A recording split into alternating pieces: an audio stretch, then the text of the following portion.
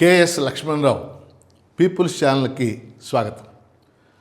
ప్రతి శనివారం రాత్రి 8:30 గంటల నుండి 9:30 గంటల వరకు జరిగే కరెంట్ అఫైర్స్ కార్యక్రమానికి మీ అందరికీ స్వాగతం పలుకుతున్నాను.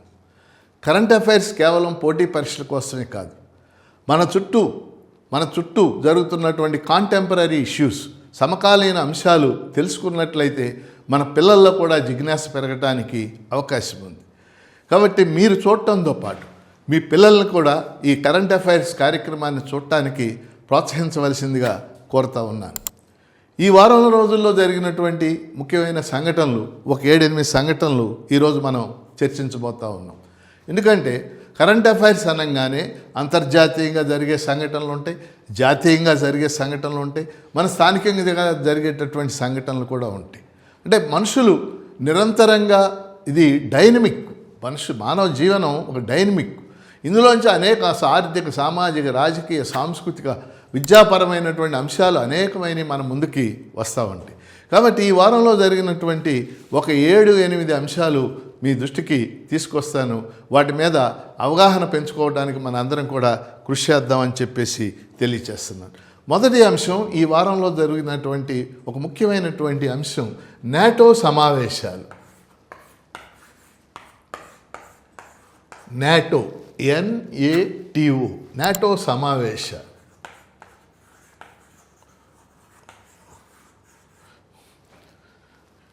నాటో సమావేశాలు ఈ వారంలో మరి టర్కీ రాజధాని, యాక్చువల్గా టర్కీ అనే దేశం మీ అందరికీ తెలుసు. టర్కీ అనేటటువంటి దేశాన్ని ప్రస్తుతం తుర్కియే అని పిలుస్తున్నారు. తుర్కియే, ఇది చూస్తున్న వాళ్ళందరూ కూడా గమనించాలని కోరుతున్నాను. టర్కీని ఇప్పుడు టర్కీ అని పిలవట్ల, దాని పేరు మార్చారు, తుర్కియే అని పిలుస్తున్నారు. కాబట్టి ఈ వారంలో నాటో సమావేశాలు టర్కీ రాజధాని, అంటే తుర్కియే రాజధాని అంకారా అనే చోట జరిగింది. అంకారా అంటే టర్కీ రాజధాని పేరు అంకారా అన్నమాట. అక్కడ ఈ సమావేశాలు జరిగినాయి. కాబట్టి ఇక్కడ ఈరోజు మనం ఈ కరెంట్ అఫైర్స్ నాటోకి సంబంధించి అసలు నాటో అంటే ఏమిటి, ఎందుకు సమావేశాలు జరుపుకుంటారనే విషయాన్ని తెలుసుకుందాం. ముందు నాటో అంటే ఏమిటి? నాటో అంటే North Atlantic Treaty Organization. North Atlantic Treaty Organization. North Atlantic Treaty Organization, దీన్ని నాటో అంటారు సింపుల్గా. ఈ నాటో అనేది 1949లో ఏర్పడింది. దీని హెడ్ క్వార్టర్స్ బ్రస్సెల్స్లో ఉంది. నాటో అనే సంస్థ, అంటే నార్త్ అట్లాంటిక్ ట్రీటీ ఆర్గనైజేషన్ అనే సంస్థ 1949లో ఏర్పడింది. దీని యొక్క కార్యాలయం అంటే హెడ్ క్వార్టర్స్ బ్రస్సెల్స్లో ఉంది. Brussels is the capital of Belgium, అక్కడ ఉంది. ఏమిటి నాటో అంటే? రెండో ప్రపంచ యుద్ధం తర్వాత 1945లో రెండో ప్రపంచ యుద్ధం అయిపోయింది, మీ అందరికీ తెలుసు. రెండో ప్రపంచ యుద్ధం తర్వాత యుఎస్ఎస్ఆర్ల మధ్య కోల్డ్ వార్ బిగిన్ అయింది. కోల్డ్ వార్, ప్రచ్ఛన్న యుద్ధం అంటాం. అంటే అప్పుడు ఉన్నటువంటి సోవియట్ రష్యాకి, అప్పుడు ఉన్నటువంటి అమెరికాకి మధ్య. కాబట్టి అమెరికా ఏం చేసిందంటే తన మిత్ర దేశాలతో కలిసి 1949లో నాటో అనేటటువంటి ఒక మిలిటరీ ఒప్పందాన్ని కుదుర్చుకుంది. దీన్ని యాక్చువల్గా నాటో అనేది మిలిటరీ సంధి వ్యవస్థ అనమాట. సంధి అంటే ఇక్కడ ట్రీటీ. అంటే అమెరికా ఏం చెప్పిందంటే ఆ దేశాలతో, మీకు ఏ సహాయం కావాల్సినా మిలిటరీ పరంగా నేను చేస్తాను, నాకు ఏ సహాయం కావాల్సినా మీరు చేయాలి, మనం అందరం కలిసికట్టుగా సోవియట్ రష్యాని ఎదుర్కోవాలి. ఈ ఉద్దేశంతో నాటో ఏర్పడటం అనేది జరిగింది. కాబట్టి మళ్ళీ చెప్తున్నా, నాటో అంటే నార్త్ అట్లాంటిక్ ట్రీటీ ఆర్గనైజేషన్. ఇది ఒక మిలిటరీ సంధి వ్యవస్థ. అమెరికా నాయకత్వంలో 1949లో ఏర్పడింది. బ్రస్సెల్స్ దాని క్యాపిటల్. యాక్చువల్గా నాటో ఏర్పడినప్పుడు, ఆ రోజుల్లో నాటో ఏర్పడినప్పుడు కేవలం 1940లో ఏర్పడినప్పుడు 12 దేశాలు మాత్రమే ఉన్నాయి నాటోలో. ఈరోజు 32 దేశాలు. ఇవాళ నాటోలో 32 దేశాలు ఉన్నాయి. అంటే నాటో ఏర్పడినప్పుడు ముఖ్యంగా అమెరికా కాకుండా పశ్చిమ ఐరోపాలో ఉన్న దేశాలు మాత్రమే సభ్యరాజ్యాలుగా ఉన్నాయి. పశ్చిమ ఐరోపా అంటే బ్రిటను, ఫ్రాన్సు, జర్మనీ, ఇటలీ ఇలాంటి దేశం. తర్వాత కాలంలో తూర్పు ఐరోపా రాజ్యాలు మీ అందరికీ తెలుసు. చెక్ రిపబ్లిక్, స్లోవేనియా ఇలా అనేక రాజ్యాలు, పోలాండ్, హంగరీ, బల్గేరియా, ఈ దేశాలన్నీ కూడా నాటోలో చేరి. వాస్తవంగా మీరు అందరూ కూడా కరెంట్ అఫైర్స్ ఫాలో అవుతుంటే ఇప్పుడు రష్యాకి ఉక్రెయిన్కి యుద్ధం జరుగుతుంది, మీ అందరికీ తెలుసు. యుద్ధం 4-5 ఏళ్ళ నుంచి జరుగుతుంది, ఇప్పుడు కూడా జరుగుతుంది. ప్రధానమైన కారణం ఏమిటో తెలుసా మీకు? ఉక్రెయిన్ అనే దేశం నాటోలో చేరాలని భావిస్తుంది. చేరటానికి అది ఒప్పుకోదు. అమెరికా ఒప్పించింది చేరటానికి, రష్యా దాన్ని వద్దంటుంది. కారణం ఏంటంటే ఉక్రెయిన్ కనుక నాటోలో చేరితే అది రష్యా భద్రత చాలా ముప్పుగా భావిస్తుంది. కాబట్టి నువ్వు చేరొద్దని రష్యా, చేరాలని అమెరికా. అదే యుద్ధానికి ప్రధానమైన కారణం. ఇతర చిన్న చిన్న కారణాలు కనుక మీరు వదిలేసినట్లయితే. కాబట్టి నాటో 1949లో ఏర్పడింది. దానిలో 12 దేశాలు బిగినింగ్లో ఉన్నాయి, ఇప్పుడు 32 దేశాలు ఉన్నాయి. ఇప్పుడు ఎందుకు చర్చిస్తున్నాం?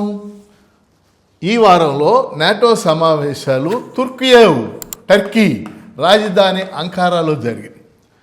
దానికి నాటో సభ్య రాజ్యాలన్నీ కూడా హాజరైనవి.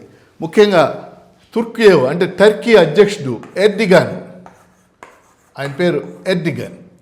దాంతోపాటు అనేక దేశాలు హాజరైనవి. అయితే ఈ వీడియోని వింటున్నటువంటి వాళ్ళు అర్థం చేసుకోవాల్సిన విషయం ఏంటంటే, గతంలో నాటో దేశాలన్నీ ఏ విషయం మీదైనా ఒకే మాట మీద ఉండేవి. ఉదాహరణకి 2003లో ఇరాక్ మీద యుద్ధం చేసింది, సద్దాం హుస్సేన్ చంపేసి. అప్పుడు అన్ని దేశాలు ఒకే మాట మీద ఉన్నాయి. కానీ ఇప్పుడు నాటో బేటలో వారింది. ముఖ్యంగా ఇరాన్ మీద అమెరికా దాడి చేయటాన్ని ఫ్రాన్స్ కానీ, జర్మనీ కానీ, బ్రిటన్ కానీ తీవ్రంగా వ్యతిరేకించింది. మనం దాడి చేయడానికి వీలు లేదు. అన్నిటికంటే నాటో దేశం బాగా వ్యతిరేకించిన దేశం స్పెయిన్ అనేది అసలు మనం యుద్ధం చేయడం కరెక్ట్ కాదు ఇరాన్ మీద అని స్పష్టంగా చెప్పి. అంతేకాదు మరికొన్ని దేశాలు, మీ అందరికీ తెలుసు గ్రీన్లాండ్ అనే ప్రదేశం ఉంది. గ్రీన్లాండ్ అనేది డెన్మార్క్కు చెందినటువంటి ఒక ప్రదేశం. కానీ ఇప్పుడు డొనాల్డ్ ట్రంప్ ఏమంటున్నాడంటే గ్రీన్లాండ్ కూడా మాదే, మేము తీసేసుకుంటున్నాం అన్నాడు. నిన్న అంకారాలో జరిగిన మీటింగ్లో కూడా ఆయన గ్రీన్లాండ్ మాదే అంటున్నాడు. అంటే డెన్మార్క్ కూడా నాటో సభ్యదేశమే, అయినప్పటికీ కూడా గ్రీన్లాండ్ మాదే అంటున్నాడు. స్పెయిన్ అసలు అది నాటో దేశమే కాదు అంటున్నాడు. అంటే తనకు వ్యతిరేకంగా ఉన్న దేశాలన్నిటినీ కూడా ఆయన నిన్న చాలా దారుణంగా మాట్లాడాడు. అసలు మీరు నాటోలో ఉంటాక అర్హులు కాదు అన్నాడు. అంటే దీని అర్థం నాటోలో విపరీతమైనటువంటి అభిప్రాయ భేదాలు వచ్చినాయి. వాస్తవంగా నాటో రాజ్యాలన్నీ కూడా అమెరికా ఛత్రంలో పెరిగినటువంటి దేశాలు. ఆ దేశాలన్నిటికీ ఆయుధాలు సప్లై చేసేది అమెరికాని. ఇంకోటి ఏం కోరుతుంది అమెరికా? ఈ అన్నిటిని కోరుతుంది, మీ రక్షణ వ్యయాన్ని పెంచండి, ఆయుధాలు కొనండి అంటుంది. అంటే ఆయుధాలు కొంటే వీళ్ళ దగ్గర కొనాలి, అమెరికా దగ్గర. కాబట్టి ఇవాళ నాటో అనేటటువంటి దాన్ని మీరు అర్థం చేసుకోవాలి. అక్కడ వచ్చినటువంటి అభిప్రాయ భేదాలను కూడా మీరు అర్థం చేసుకోవాలని చెప్పేసి కరెంట్ అఫైర్స్లో మొదటి అంశంగా మిమ్మల్ని అందరినీ కోరుతున్నాను. ఇక రెండో అంశానికి వెళ్దాం.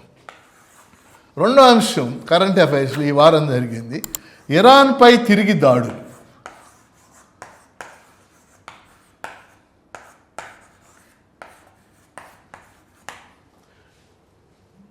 ఇరాన్పై తిరిగి దాడులు ఇది ఒక ఇంటర్నేషనల్గా ముఖ్యమైనటువంటి అంశం.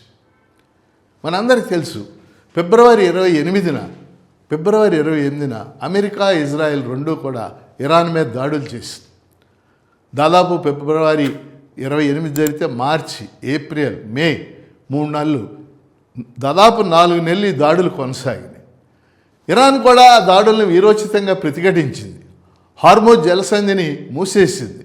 ప్రపంచమంతా ఆయిల్ సంక్షోభం, గ్యాస్ సంక్షోభం వచ్చింది. ఇదంతా కూడా మనకు తెలిసింది. ఎట్టకేలకు జూన్ 17వ తారీఖున ఒక శాంతి ఒప్పందం కుదిరింది.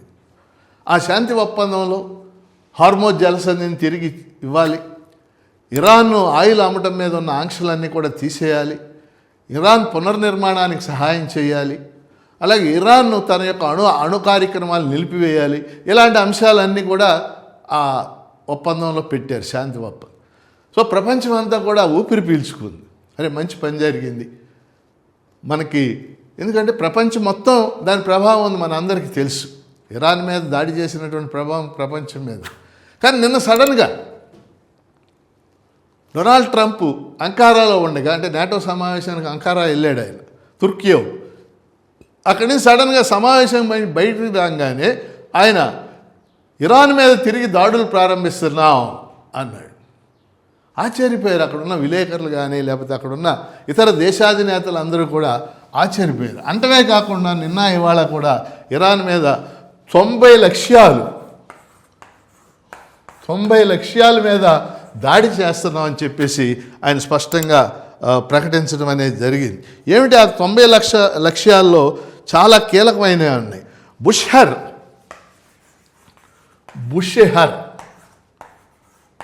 ఇరాన్లో బుషెహర్ అనేది ఒక ప్రాంతం. ఆ బుషెహర్ ప్రాంతంలో అణు కేంద్రం ఉంది, ఆటమిక్ ఎనర్జీ ప్లాంట్ ఉంది.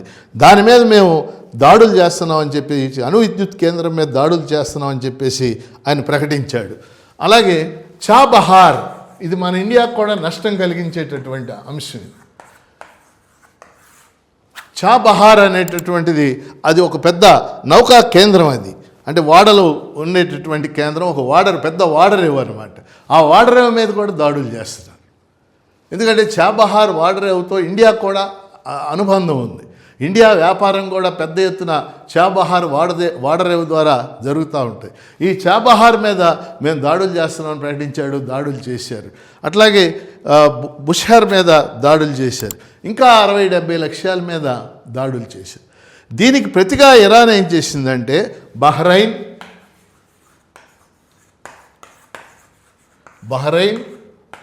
కువైట్,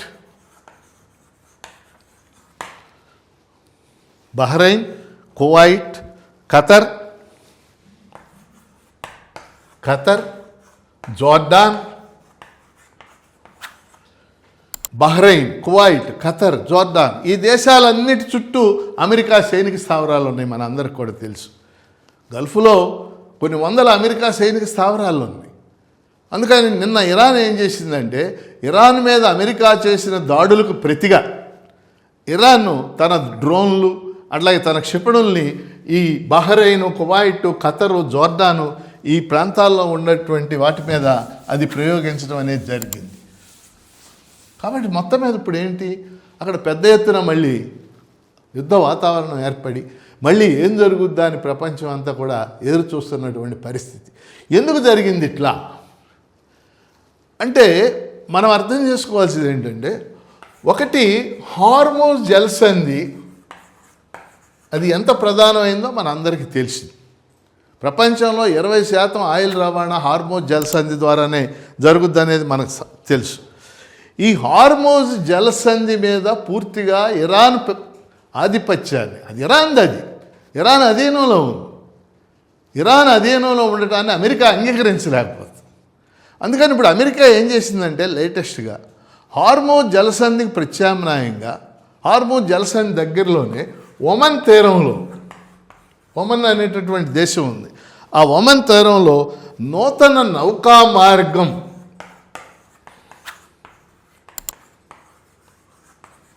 అంటే హార్మోజ్ జలసంధికి ప్రత్యామ్నాయంగా ఒమన్ తీరంలో ఒక నూతన నౌకా మార్గాన్ని సృష్టించడానికి అమెరికా ప్రయత్నం చేస్తుంది, ఏర్పాటు చేయటానికి. అంటే ఇది కనుక జరిగితే హార్మోజ్ జలసంధితో ఓడలు వెళ్ళటానికి పెద్ద అవసరం ఉండదని చెప్పేసి దాని ఉద్దేశం. దీన్ని ఇరాన్ అంగీకరించడం లేదు. కాబట్టి హార్మోజ్ జలసంధి అనేది ఇరాన్ యొక్క అధీనములో ఉండి నౌకలు దాని ద్వారా అనుమతించటం, టోల్ పన్నులు వసూలు చేయటం, ఇది అమెరికాకి ఎంతమాత్రం నచ్చటం లేదు.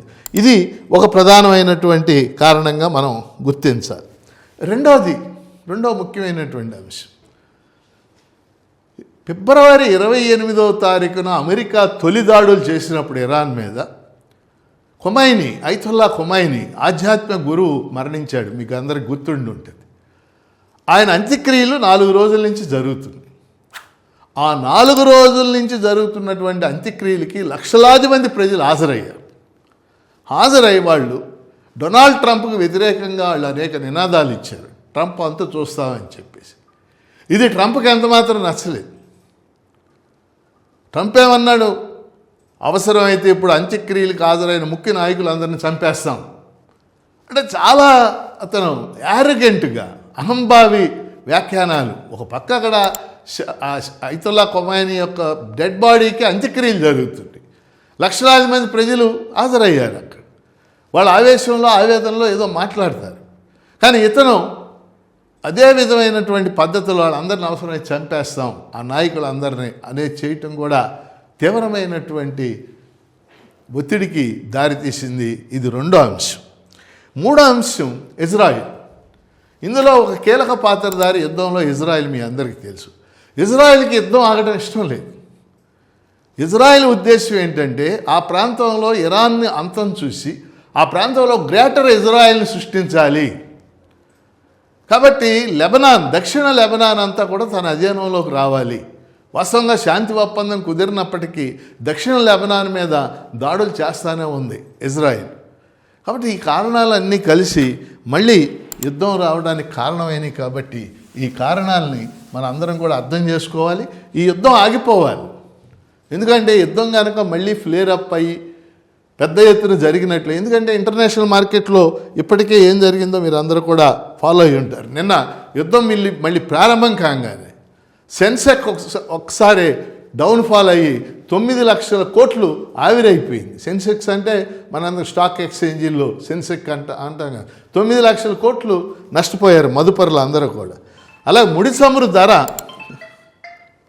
$78 పెరిగిపోయింది. అంటే ముడి చమురు ధర మీకు గుర్తుండి ఉంటుంది, యుద్ధం జరుగుతున్నప్పుడు $100 దాకా వెళ్ళి యుద్ధం శాంతి ఒప్పందం కుదిరిన తర్వాత మళ్ళీ $64-65 వచ్చింది. ఇప్పుడు మళ్ళీ అది $78 పెరిగిపోవటం అనేది మనం చూసాం. కాబట్టి ఈ యుద్ధం అనేది మంచిది కాదు. ప్రపంచానికి కానీ మన దేశానికి కానీ ప్రపంచ ప్రజలకు కానీ మంచిది కాదు. ప్రపంచ ప్రజల ఒత్తిడి వల్లే ఈ యుద్ధం ఆగుద్ది. కాబట్టి మనందరం కూడా ఈ యుద్ధాన్ని వ్యతిరేకించాలని చెప్పేసి మిమ్మల్ని కోరుతా ఉన్నాను. ఇది 2వ ముఖ్యమైనటువంటి అంశంగా మీ దృష్టికి తీసుకొస్తున్నాను. ఇక 3వ అంశం, ఈరోజు మనం చర్చించబోతున్నటువంటి 3వ అంశం పెద్ద ఎత్తున ఈ వారం అంతా పత్రికల్లో వస్తుంది. ఎల్ నినో భయాలు. ఎల్ నినో ప్రభావం ప్రపంచంలో అనేక దేశాలు, ముఖ్యంగా పసిఫిక్ మహాసముద్రం చుట్టూ ఉన్నటువంటి దేశాలతో పాటు భారతదేశం మీద కూడా తీవ్రమైన ప్రభావాన్ని చూపించబోతుంది ఎల్ నినో అనేటటువంటిది ఇవాళ జరుగుతున్నటువంటి చర్చ. ముఖ్యంగా ముందుగా మనందరం కూడా ఎల్ నినో అంటే ఏమిటో తెలుసుకోవాలి. పసిఫిక్ మహాసముద్రం ఉపరితల జలాలు, ముఖ్యంగా మధ్య తూర్పు పసిఫిక్ మహాసముద్రం మీకు తెలుసు. ప్రపంచంలో ఉన్న సముద్రాల్లో అతిపెద్ద సముద్రం పసిఫిక్ మహాసముద్రం. పసిఫిక్ మహాసముద్రం యొక్క మధ్య తూర్పు ఉపరితల జలాలు అసాధారణ రీతిలో వేడెక్కిపోయింది. సాధారణ రీతిలో కాదు, అసాధారణ రీతిలో వేడెక్కిపోవటం వలన అది ఎల్ నినో అనేటటువంటి దానికి ఏర్పడుతుంది. లా నినో అని ఉంది, అది ఇంకోసారి డిస్కషన్ చేద్దాం. ఎల్ నినో అంటే అర్థం ఏంటంటే పిల్లలు కూడా తెలుసుకోవాలి. ఇది పసిఫిక్ మహాసముద్రం యొక్క ఉపరితల జలాలు అసాధారణ రీతిలో వేడెక్కిపోవటం వలన ఎల్ నినో అనేటటువంటిది ఉంటుంది. ఎల్ నినో వాతావరణం మీద ప్రభావాన్ని చూపిస్తుంది. ఎల్ నినో ప్రభావం వలన అనావృష్టి పరిస్థితులు ఏర్పడతాయి, వర్షపాతాలు తగ్గిపోతాయి అనేది ముందుగా మనం అర్థం చేసుకోవాల్సినటువంటి అంశం. ఇప్పుడు ఈ సంవత్సరం మనం చూసినప్పుడు ఎల్ నినో ప్రభావం జూన్లో ప్రారంభమై వాతావరణ శాఖ చెప్తున్నటువంటి విషయాల్ని మీ దృష్టికి నేను తీసుకువస్తున్నాను. జూన్లో ప్రారంభమై జూలై సెప్టెంబర్ మధ్య, జూలై అంటే ఇప్పుడు ఈ నెలలో ఉన్నాం, జూలైలో మనం సెప్టెంబర్ మధ్య ఎల్నినో ప్రభావం జూన్లో ప్రారంభమై జూలై సెప్టెంబర్ మధ్య తీవ్ర స్థాయికి చేరుకుంటుంది. అంటే దాని అర్థం ఈ పీరియడ్లో వర్షపాతం ఎందుకంటే మనకి జూలై ఆగస్టు ఇవన్నీ కూడా వర్షాలు బాగా కురిసే నెలలు, వర్షపాతం తక్కువగా ఉంటుంది. ఇది అనావృష్టికి దారితీస్తుంది అని చెప్పేసి ఇప్పుడు చెప్తున్నారు. మనకి చూస్తే మన భారతదేశానికి సంబంధించి చూస్తే ప్రస్తుతం మన భారతదేశంలో 724 జిల్లాలు ఉన్నాయి. 724 జిల్లాలు. ఈ 724 జిల్లాల్లో 111 జిల్లాలు ఎల్నినో ప్రభావానికి గురి కాబోతున్నాయి అని ఇప్పుడు మనకు తెలుస్తున్న సమాచారం, వాతావరణ శాఖ అందిస్తున్నటువంటి సమాచారం. ఈ 111 జిల్లాల్లో మన రాష్ట్రానికి సంబంధించి 4 రాయలసీమ జిల్లాలు తీవ్రమైనటువంటి అనావృష్టికి గురవుతాయి అని చెప్తున్నారు. కాబట్టి మనం అర్థం చేసుకోవాల్సింది ముందు ఎల్నినో అంటే ఏంటో మనం తెలుసుకోవాలి. చాలాసార్లు పోటీ పరీక్షల్లో కూడా ఈ ప్రశ్న అడుగుతున్నాడు. పసిఫిక్ మహాసముద్రం యొక్క ఉపరితల జలాలు అసాధారణ రీతిలో దాని వేడి పెరిగిపోవటం, ఉష్ణోగ్రత పెరిగిపోవటం, దాని ప్రభావంతో ఏర్పడేటటువంటి సిచ్యువేషన్ని, వాతావరణ సిచ్యువేషన్ని ఎల్నినో అంటున్నారు. ఎల్నినో వల్ల వర్షపాతం తగ్గిపోయి అనావృష్టి పరిస్థితులు ఏర్పడతాయి, కరువు పరిస్థితులు ఏర్పడతాయి. ఇది ప్రస్తుతం మన ప్రపంచంలో ఏర్పడినటువంటి పరిస్థితి. జూలై సెప్టెంబర్లో అపారంగా ఉంటుంది. ఇది 724 జిల్లాలు ఇండియాలో ఉంటే 111 జిల్లాలు ఎల్నినో ప్రభావానికి గురి కాబోతున్నాయి అనేటటువంటి అంచనా. ఈ 111 జిల్లాల్లో 4 జిల్లాలు మన రాయలసీమ జిల్లాలు కూడా దీని ప్రభావానికి గురి కాబోతున్నాయి అని చెప్పేసి చెప్తా ఉన్నారు. ఏమిటి నష్టాలు? పెద్ద ఎత్తున నష్టపోబోయేది వ్యవసాయ రంగం. మనందరికీ తెలుసు. ఈరోజుకి భారతదేశంలో వ్యవసాయ రంగం ప్రాథమిక రంగం. వ్యవసాయ రంగం బాగుంటేనే మిగిలిన రంగాలన్నీ బాగోవటానికి అవకాశం. కాబట్టి ఎల్నినో మీద ఈ వారం చాలా పత్రికల్లో వార్తలు వచ్చినాయి, ఎడిటోరియల్స్ వచ్చినాయి. దీన్ని అర్థం చేసుకోవాలని చెప్పేసి మిమ్మల్ని అందరినీ కూడా కోరుతున్నా. ఇది 3వ అంశం. 4వ ముఖ్యమైన అంశం ఇంటర్నేషనల్గా మోడీ ఇండోనేషియా పర్యటన.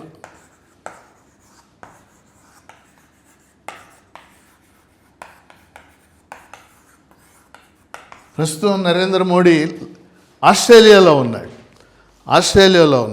కానీ ఆస్ట్రేలియా కంటే కూడా ఇండోనేషియా అనేటటువంటి దేశంతో ఉన్నటువంటి సంబంధాలు, భారతదేశం ఉన్న సంబంధాలు చాలా ముఖ్యమైనటువంటి సంబంధాలు. మీ అందరికీ తెలుసు, ఇండోనేషియా అనేటటువంటి దేశం సౌత్ ఈస్ట్ ఏషియాలో ఉన్న ఒక ముఖ్యమైనటువంటి దేశం. సౌత్ ఈస్ట్ ఏషియాలో ఉన్నటువంటి ఒక ముఖ్యమైనటువంటి దేశం. జనాభా కూడా అత్యధికంగా 17 కోట్ల పైగా ఉన్నటువంటి దేశం. ఇండోనేషియా రాజధాని జకార్తా అనేది మనం అర్థం చేసుకోవాలి. అయితే గత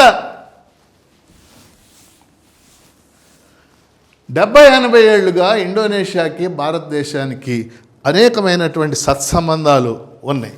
ఉదాహరణకి 1945లో ఇండోనేషియా డచ్ వాళ్ళ దగ్గర నుంచి స్వాతంత్ర్యం పొందే సమయంలో 1945లో ఇండోనేషియా డచ్ వాళ్ళ దగ్గర స్వాతంత్ర్యం పొందే సమయంలో ఆ దేశ ప్రధానమంత్రిని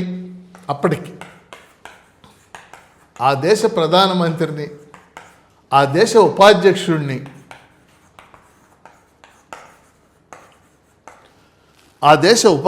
ఇద్దరిని కూడా డచ్ వాళ్ళు బంధించి స్వాతంత్ర్యం ఇవ్వకుండా ఉండడానికి ప్రయత్నించారు.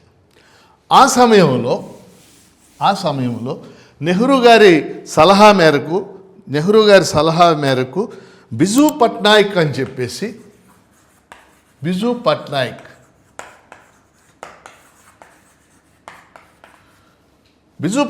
పేరు మీలో కొంతమంది వినుంటారు. ఆయన తర్వాత ఒరిస్సా ముఖ్యమంత్రిగా చేశాడు. ఆయన ఆ టైంలో వైమానిక దళ పైలట్గా ఉండేవాడు బిజు పట్నాయక్. అలా బిజు పట్నాయక్ భార్య జ్ఞానవతి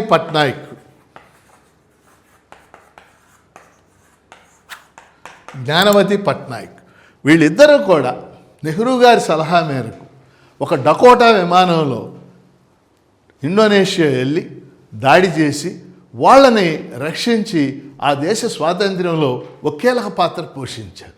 అందుకే బిజు పట్నాయక్ అంటే ఇండోనేషియా ప్రజలకి ఓ ప్రత్యేకమైనటువంటి అభిమానం అనేది మనం గుర్తించాల్సి.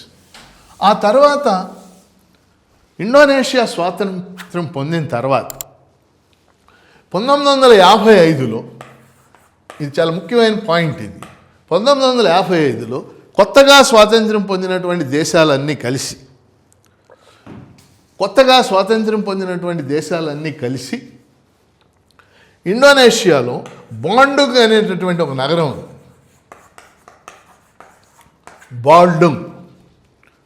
Bandung conference centre. మీరు కనుక హిస్టరీ చదివినట్లయితే ఆ పేరు మనకు స్పష్టంగా వస్తూ ఉంటుంది.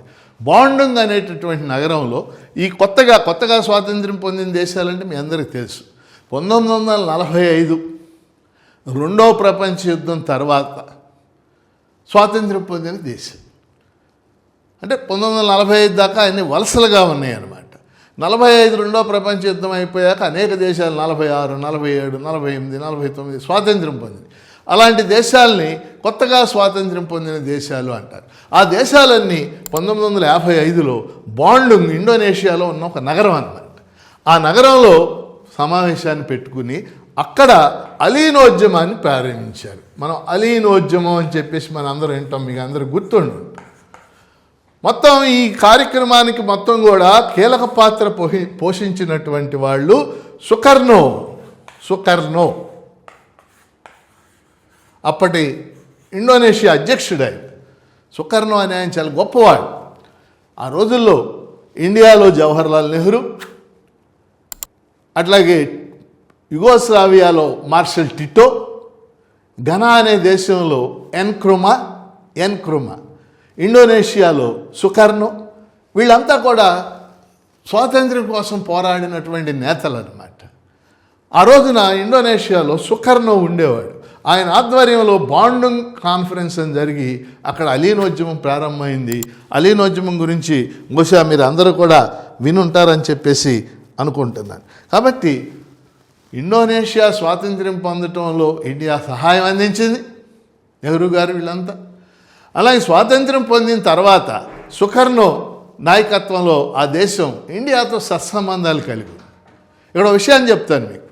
1950లో భారతదేశం జరుపుకున్న మొదటి రిపబ్లిక్ డే, అంటే మన రాజ్యాంగం అమల్లోకి వచ్చాక మొదటి రిపబ్లిక్ డే ఉంటుంది కదా, ఆ రిపబ్లిక్ డేకి మొదటి ముఖ్య అతిథి సుకర్నో.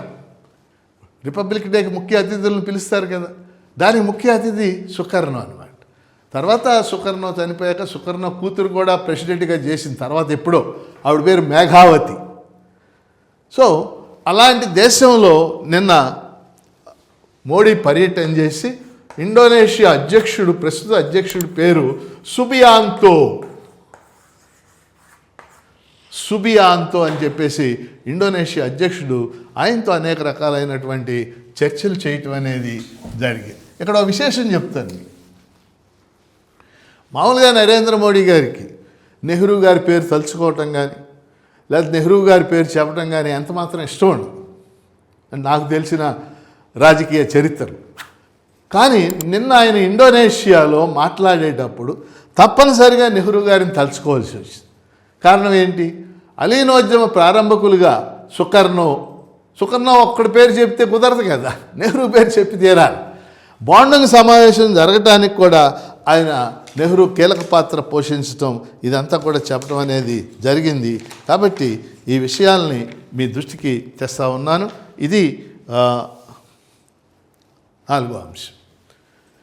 ఇంకా 2-3 అంశాలు కరెంట్ అఫైర్స్లో ఈ వారం మీతో డిస్కస్ చేయదలుచుకున్నాను. అది కాక్రోచ్ జనతా పార్టీ.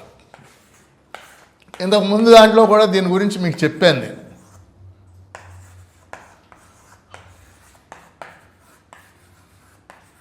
ఇప్పుడు మనం 4 విషయాలు చర్చించాం. ఇప్పుడు 5వ అంశాన్ని మనం చర్చించబోతున్నాం. ఇంతకుముందు మనం చర్చించిన 4 అంశాలు ఇంటర్నేషనల్. మొట్టమొదటిది నాటో సమావేశాల గురించి, రెండవది ఇరాన్ మీద అమెరికా చేస్తున్న తిరిగి దాడుల గురించి, మూడవది ఎల్నినో గురించి, 4వది ప్రధానమంత్రి మోడీ ఇండోనేషియా పర్యటన గురించి మనం మాట్లాడుకున్నాం. ఇప్పుడు 5వది కాక్రోచ్ జనతా పార్టీ గురించి 2 మాటలు మీతో చెప్పదలుచుకున్నాను. ఏమిటవి? ముఖ్యంగా కాక్రోచ్ జనతా పార్టీ ఈ వారం ప్రధానంగా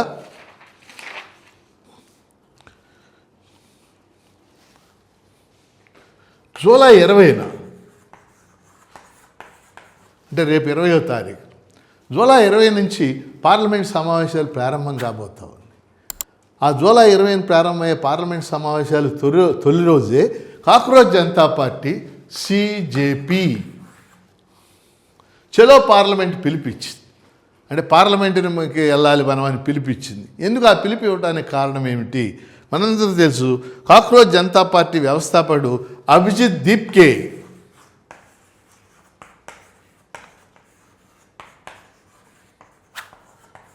రెండో ముఖ్యమైన అంశం మీరందరూ తెలుసుకోవాల్సినటువంటి అంశం ఏంటంటే ప్రముఖ సామాజిక కార్యకర్త సోనం వాంగ్చుక్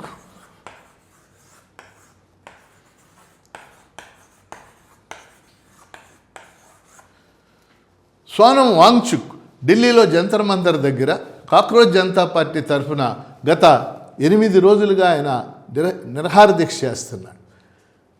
అనేక మంది ఈ నిరహార దీక్ష శిబిరాన్ని అనేక రాజకీయ పార్టీలు, వివిధ పార్టీల నాయకులు కూడా సందర్శించారు. ఏమిటి వాళ్ళు చేస్తున్నటువంటి డిమాండు? విద్యామంత్రి ధర్మేంద్ర ప్రధాన్ రాజీనామా చేయాలి, ఈ దేశ విద్యార్థుల భవిష్యత్తును కాపాడుకోవాలి, నీట్ లాంటి పరీక్షలు పేపర్ లీకేజ్ అరికట్టాలి, అట్లా ఇతర పరీక్షలు NAT నేషనల్ టెస్టింగ్ ఏజెన్సీని రద్దు చేయాలి, ఇలాంటి డిమాండ్లు అన్నీ చేస్తూ ధర్మేంద్ర ప్రధాన్ రాజీనామాని ప్రధాన డిమాండ్గా పెట్టారు. మీ అందరికి కూడా తెలుసు, ఇంతకుముందు వీడియోలో కూడా నేను చెప్పాను. సోనం వాంగ్చుక్ దీనికోసం 9 రోజుల నుంచి అమర నిరహార దీక్ష చేస్తూ ఆయన బీపీ షుగర్ లెవెల్స్ అన్నీ పడిపోతున్నా సరే ఇంతవరకు కేంద్ర ప్రభుత్వం స్పందించలేదు. స్పందించవలసిన బాధ్యత కేంద్ర ప్రభుత్వం మీద ఉంది. ప్రధానమంత్రి కార్యాలయానికి కేవలం 2 కిలోమీటర్ల దూరంలో జంతర్ మంతర్ అంటే అక్కడ సోనం వాంగ్చుక్ 9 రోజుల నుంచి ఆమర నిరహార దీక్ష చేస్తుంటే పట్టించుకోకపోవడం సరైనటువంటి విషయం కాదు. ఈ నేపథ్యంలో కాక్రోచ్ జనతా పార్టీ జూలై 20న చలో పార్లమెంటు పిలిపించింది. ఈ అంశాన్ని మీ దృష్టికి తీసుకొస్తా ఉన్నా. అట్లాగే ఇంకొక విషయం చర్చ జరుగుతున్నటువంటి అంశం, 6వ అంశం, మన రాష్ట్రంలో దేశంలో కూడా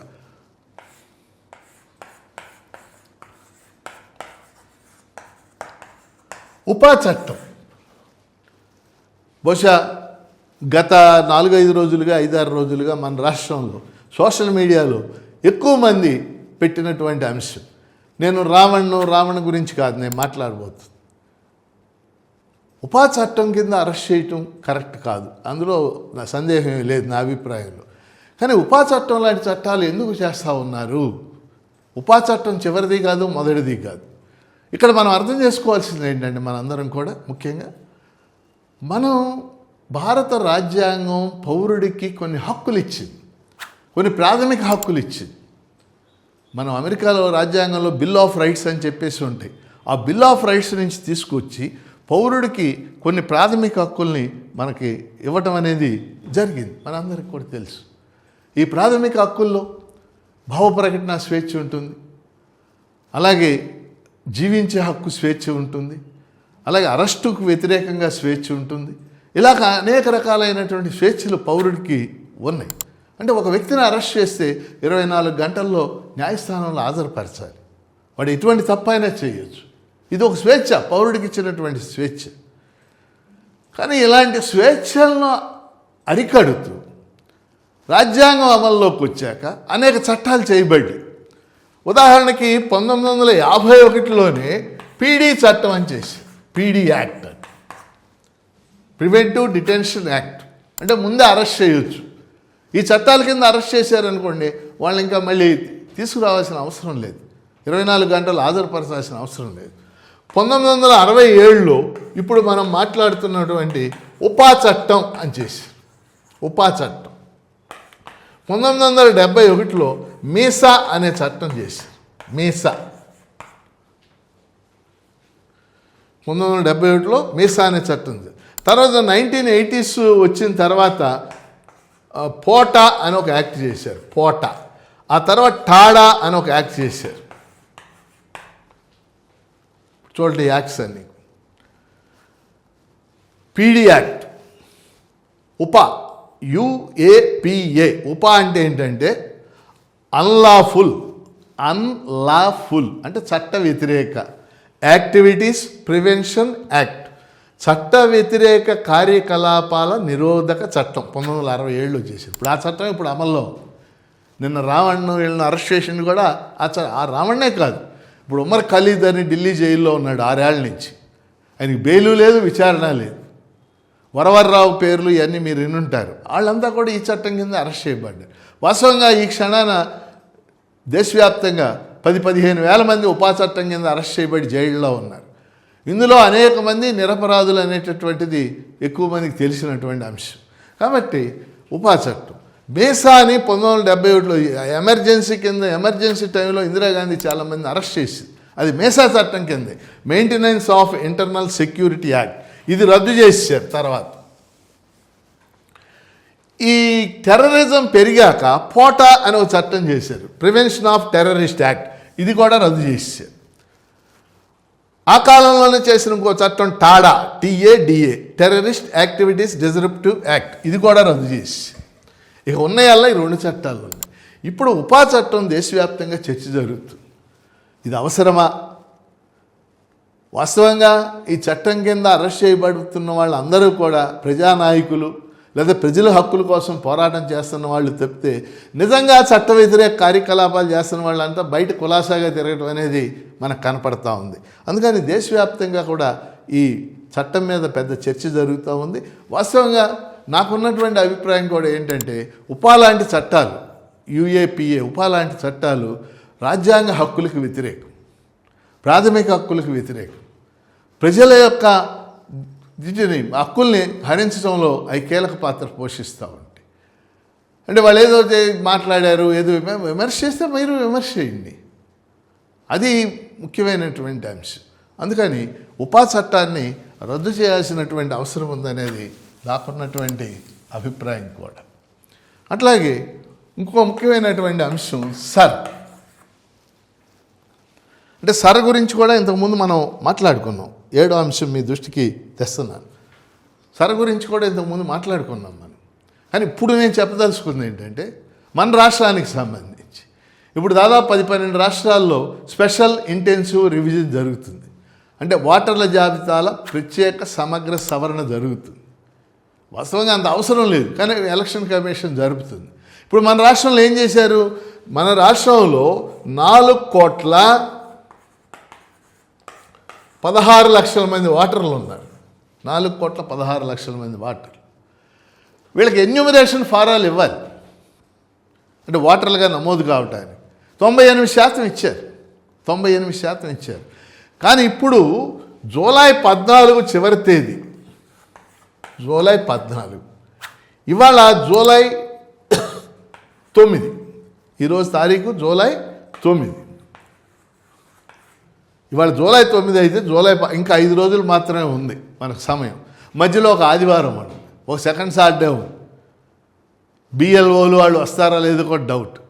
ఇలాంటి సమయంలో ఇంకా 5 రోజులు ఉన్న సమయంలో ఇప్పటికి తిరిగి వచ్చినటువంటి ఫారాలు కేవలం 50 నుంచి 55% మాత్రమే.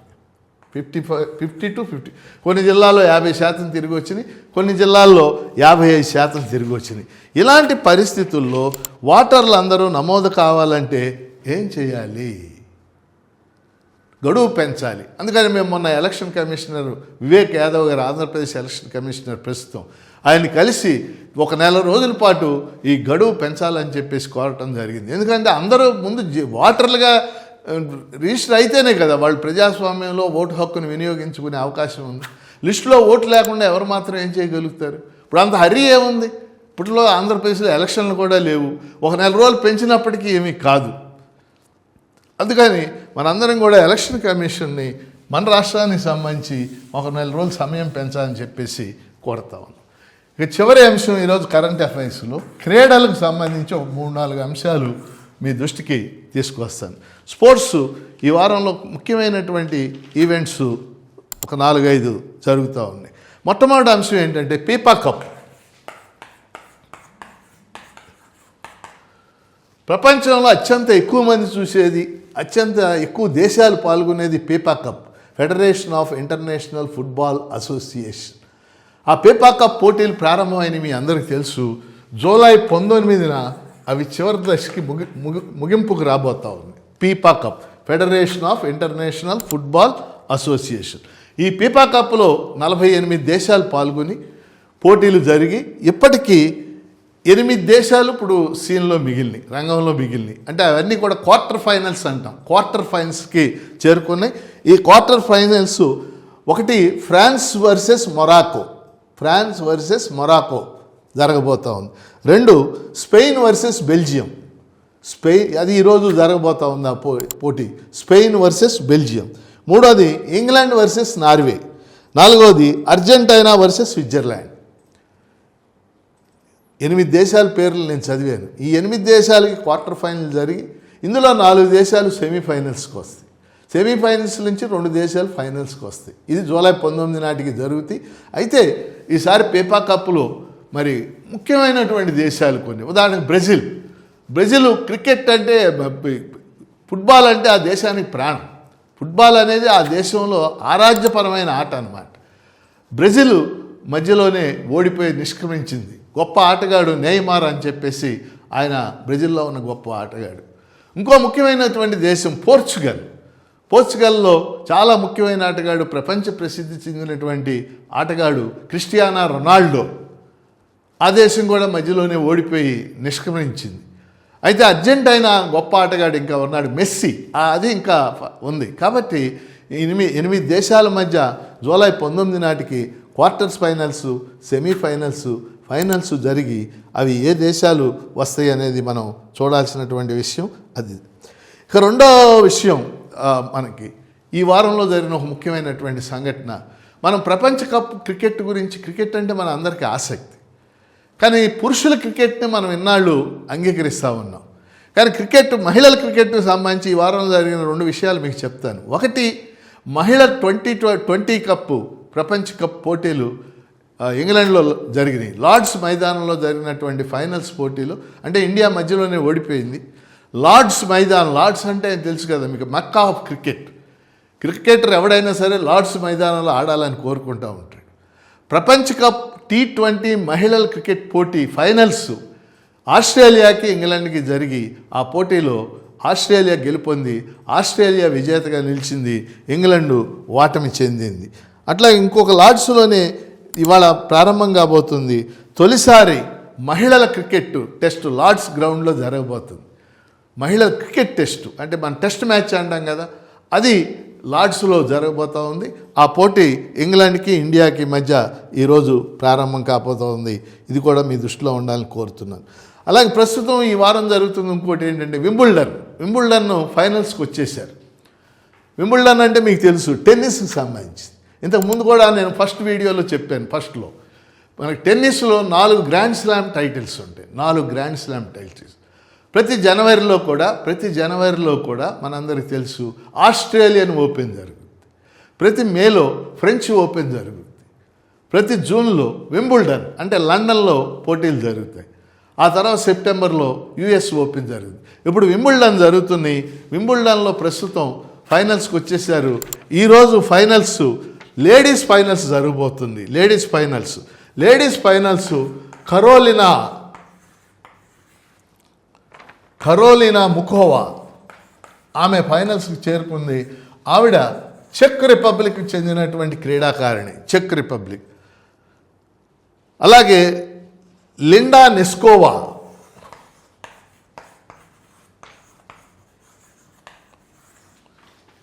కరోలినా ముకోవా, ఆవిడ చెక్ రిపబ్లిక్ చెందిన మహిళ క్రీడాకారిణి, టెన్నిస్.